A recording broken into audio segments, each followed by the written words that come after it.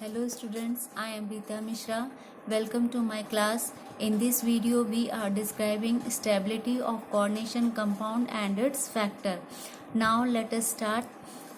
If the force of attraction metal ion two ligands है ना, वो क्या रहता है, मेटल आयन और लिगेंड्स के बीच में जो फोर्स ऑफ अट्रैक्शन रहता है वो स्ट्रांग रहता है, जिसकी वजह से हमें क्या मिलता है, स्टेबल कॉम्प्लेक्स मिलता है। ठीक है, ये जो कॉम्प्लेक्स आयंस रहते हैं ये बेसिकली क्या रहते हैं, बहुत ज़्यादा स्टेबल रहते हैं। तो इनकी जो पॉसिबिलिटी है डिसोसिएशन की, अगर हम एक्वस सॉल्यूशन लेते हैं, ठीक है, इसका एक्वस सॉल्यूशन लिए इसका डिसोसिएशन करेंगे तो इसका डिसोसिएशन पूरी तरह से नहीं होता है। ठीक है, तो इट मे बी डिसोशिएट, अगर ये डिसोशिएट होंगे तो स्मॉल क्वांटिटी में डिसोशिएट होते हैं। जैसे एग्जांपल लेते हैं हम, फॉर्मेशन ऑफ कॉम्प्लेक्स कंपाउंड। अगर किसी कॉम्प्लेक्स कंपाउंड का हम को फॉर्म करते हैं तो वो क्या होता है, वो it is a donor acceptor. ठीक है, तो डोनर ग्रुप जो रहेगा वो लुईस बेस रहेगा और जो एक्सेप्टर रहेगा सेंट्रल मेटल वो क्या रहता है, लुईस एसिड रहता है। ठीक है, तो ये जो है आपका Ma+ यानी कि ये मेटल है, सेंट्रल मेटल है, तो ये क्या है, एक्सेप्टर है। ये NlX- यानी कि ये क्या है, डोनर है, यानी कि ये लिगेंड्स है ना, तो ये क्या है, डोनर है। ठीक है, जब इसको हमने रिएक्ट करके जो कॉम्प्लेक्स हमारा ये क्या बन गया, कॉम्प्लेक्स कंपाउंड बना। ठीक है, तो यहाँ पर B+ आयन जो है it is the algebraic sum of, किसका एल्जेब्रिक सम है, ये मेटल आयन पर जो चार्जेस है A+ और NX-N, इसका एल्जेब्रिक सम आपका क्या है, B+ आयन। ठीक है, अब जो यहाँ पे इक्विलिब्रियम कांस्टेंट K है, ठीक है, इसको हम क्या कहते हैं, स्टेबिलिटी कांस्टेंट कहते हैं। ठीक है, क्यों स्टेबिलिटी कांस्टेंट कहा जाता है इसको, क्योंकि it is a measure of the stability of the complex, है ना, कॉम्प्लेक्स की स्टेबिलिटी को ये मेजर करता है। ये डिपेंड करता है लिगेंड के नेचर पर और सेंट्रल मेटल आयन पर। ठीक है, तो according to law of mass action हम देखेंगे तो इक्विलिब्रियम कांस्टेंट K क्या हो जाएगा, प्रोडक्ट अपॉन रिएक्टेंट। प्रोडक्ट हमारा क्या है, कॉम्प्लेक्स है MlN B+ आयन, ये लिखा, और आपका रिएक्टेंट में आपका क्या है, मेटल और लिगेंड यानी एक्सेप्टर एंड डोनर। ठीक है, अब एक एग्जाम्पल, ये तो फॉर्मूला था, अब एक एग्जाम्पल हम देखते हैं किसी कॉम्प्लेक्स का फॉर्मेशन, जैसे Cu2+ आयन प्लस 4NH3। ठीक है, क्या कंपाउंड हमको मिलता है, CuNH3 2+ आयन। तो जो इक्विलिब्रियम कांस्टेंट इस रिएक्शन का रहेगा उस इक्विलिब्रियम कांस्टेंट को हम इस रिएक्शन के लिए क्या कहते हैं, स्टेबिलिटी कांस्टेंट कहते हैं। ठीक है, तो अब इसके आगे देखते हैं कि इसका stability constant K is equal to क्या हो जाएगा, CuNH3 2+ ion, it is a product, and ये क्या है आपका रिएक्टेंट है, Cu2+ आयन, ये मेटल हो गया, और ये क्या हो गया आपका लिगेंड्स हो गया, NH3 टू द पावर 4। ठीक है, अब जो कॉम्प्लेक्स का, अगर किसी भी इक्विलिब्रियम में जो कॉम्प्लेक्स का अगर हम डिसोसिएशन देखते हैं तो जो इनका डिसोसिएशन कंपोनेंट्स हैं और क्या रहते हैं, डिसोसिएटेड कंपोनेंट्स और अनडिसोसिएटेड कॉम्प्लेक्स, ये दोनों रहता है। ठीक है, जो इस कॉम्प्लेक्स की जो स्टेबिलिटी रहती है सॉल्यूशन में, इसको हम किस में एक्सप्रेस करते हैं, in terms of equilibrium constant of the dissociation equilibrium, इसमें हम इसको एक्सप्रेस करते हैं। तो इस तरह के इस कांस्टेंट को हम क्या कहते हैं, इंस्टेबिलिटी कांस्टेंट कहा जाता है। ठीक है, जिसे हम किससे डिनोट करते हैं, KI से डिनोट किया जाता है। ठीक है ना, इंस्टेबिलिटी कांस्टेंट यानी कि कोई भी कॉम्प्लेक्स जो है वो कंप्लीटली डिसोशिएट नहीं हो रहा है ना, जब कंप्लीटली डिसोशिएट नहीं होगा, ठीक है, तो उसको हम क्या कहते हैं, इंस्टेबिलिटी कांस्टेंट कहते हैं। ठीक है, उसके पहले जो मैंने आपको एक्सप्लेन किया था वो क्या था, स्टेबिलिटी कांस्टेंट था, कि हमने लिगेंड्स और मेटल को कंबाइन करके हमने क्या फॉर्म किया, कॉम्प्लेक्स फॉर्म किया था। ठीक है, अब इस एग्जांपल में आप देखें CuNH3 2+ आयन, इसका हम डिसोसिएशन कर रहे हैं तो हमको क्या मिल रहा है, Cu2+ आयन मिलता है और 4NH3 मॉलिक्यूल्स मिलते हैं। ठीक है, तो यहाँ पर क्या हुआ है, इंस्टेबिलिटी कांस्टेंट है ये, तो KI is a instability constant.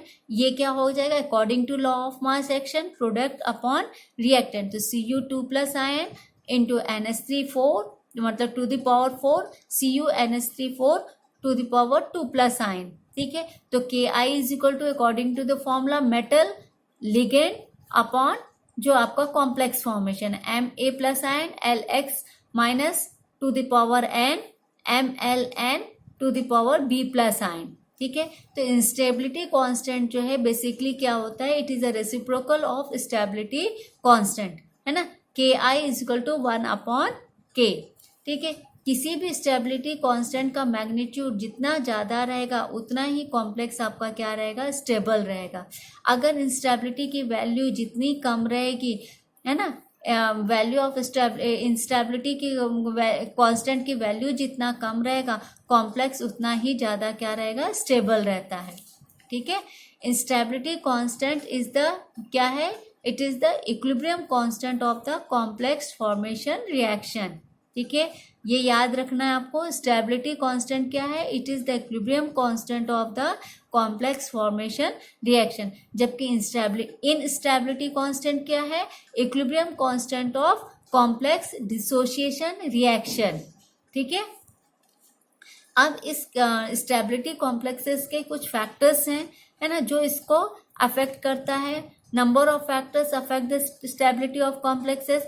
कुछ फैक्टर्स डिपेंड करते हैं उसके नेचर, सेंट्रल मेटल आयन के नेचर को पर, और कुछ डिपेंड करते हैं लिगेंड्स पर। तो हम दोनों के ऊपर देखेंगे, सेंट्रल मेटल के अकॉर्डिंग और उसके लिगेंड्स के अकॉर्डिंग भी फैक्टर्स देखते हैं। तो सबसे पहले हम आते हैं nature of the central metal ion, ठीक है।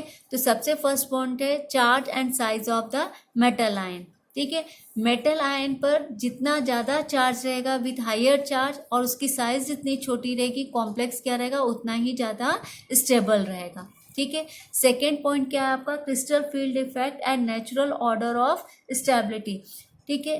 किसी भी कॉम्प्लेक्स की स्टेबिलिटी जो रहती है, stability of high spin complexes of the ions between किसके बीच में, Mn2+ और Zn2+ आयन, ठीक है। ये लिगेंड्स हैं आपके with a given ligands frequently Mn2+ ion से Zn2+ आयन के बीच में जितने नंबर ऑफ लिगेंड्स हैं, ठीक है, उसकी जो स्टेबिलिटी है उसका ऑर्डर यहाँ पर दिया गया है, ठीक है। जैसे Mn2+ आयन की स्टेबिलिटी Fe2+ आयन से कम है ना, फिर इसकी इससे कम है, जबकि Cu2+ आयन की स्टेबिलिटी क्या रहेगा, Zn2+ आयन की स्टेबिलिटी से क्या रहता है, ज़्यादा रहता है, ठीक है। तो ये आपका ऑर्डर दिया गया है ना। ये भी डिपेंड करता है किसकी स्टेबिलिटी पर, इनकी कॉम्प्लेक्स की स्टेबिलिटी के ऊपर डिपेंड करता है, ठीक है।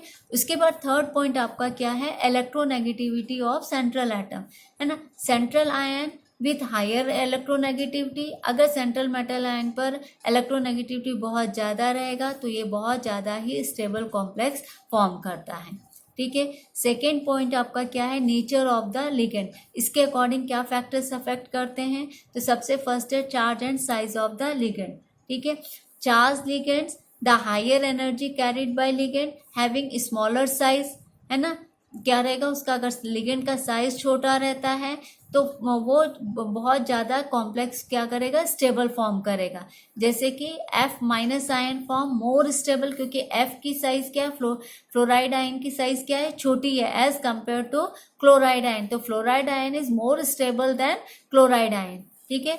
मोनोडेंटेट मोनोडेंटेट न्यूट्रल लिगेंड्स जो रहते हैं, for monodentate neutral ligands higher the dipole moment and smaller the size, उनका डायपोल मोमेंट बहुत ज़्यादा रहता है, उनकी साइज बहुत छोटी रहती है, इसलिए वो कॉम्प्लेक्स जो है उनका क्या रहेगा, बहुत ज़्यादा स्टेबल रहता है, ठीक है।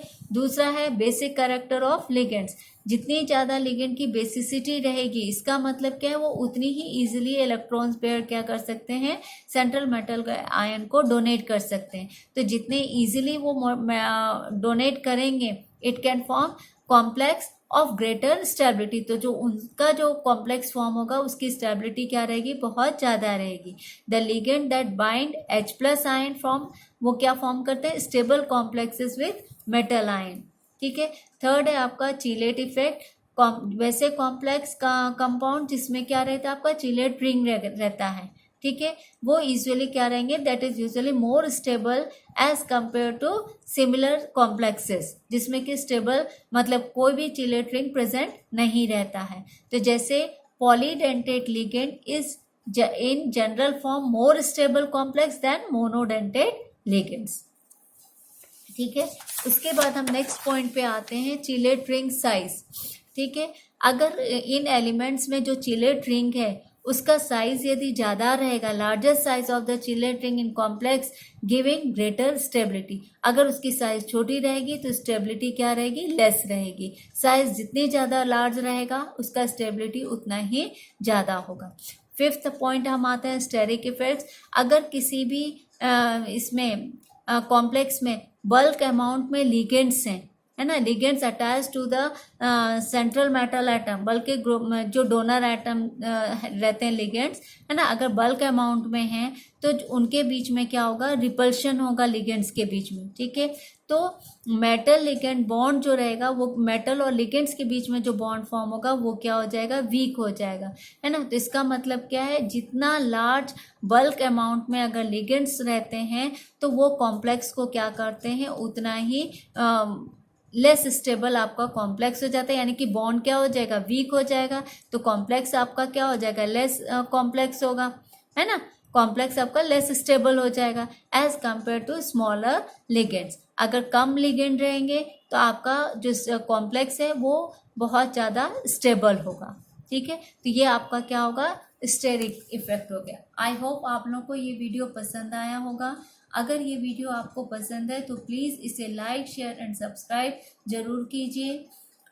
इसी चैप्टर के और भी वीडियोस हैं जिसका लिंक डिस्क्रिप्शन बॉक्स में दिया गया है, आप चाहें तो उसे भी देख सकते हो। Thank you for watching my video.